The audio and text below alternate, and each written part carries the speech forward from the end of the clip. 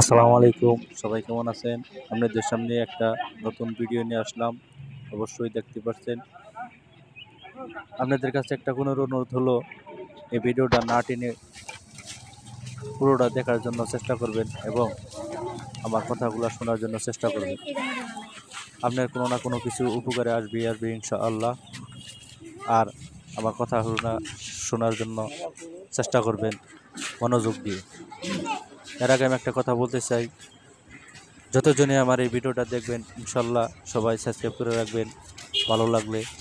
আর যদি ভালো না লাগে, সাবস্ক্রাইব করার কোনো প্রয়োজন নেই। তাই বিলম্ব না করে কথা শুরু করি।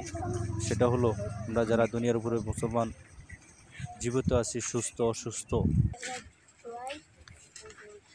এই খাটিয়ানা সরার আগে আমরা যেন ভালো আমল করে যেতে পারি এবং আল্লাহ তাআলার হুকুম পালন করতে পারি।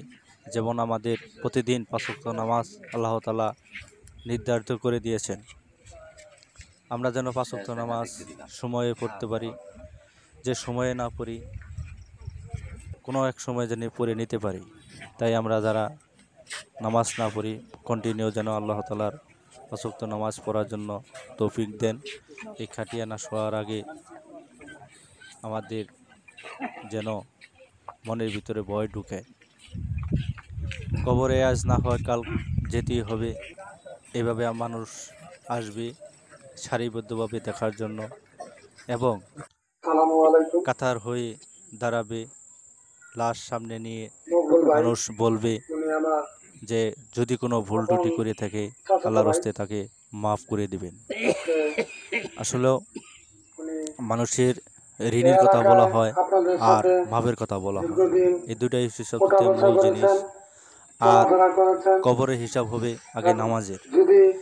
নামাজ আমরা যেন ঠিক মতোই পড়ি, নামাজ যাতে বিলম্ব না করি। যত ধরনের যত কাজ করি থাকি আমরা, এই নামাজকে আমরা যেন ফাঁকি না দিই।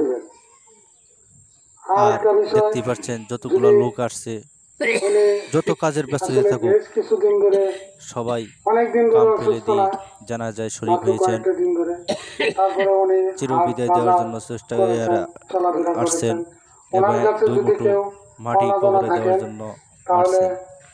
তাই আপনাদের কাছে একটা কোনো অনুরোধ হলো, আপনারা আমার চ্যানেলে কমেন্টে এই মৃত্যু দোয়া করে যাবেন।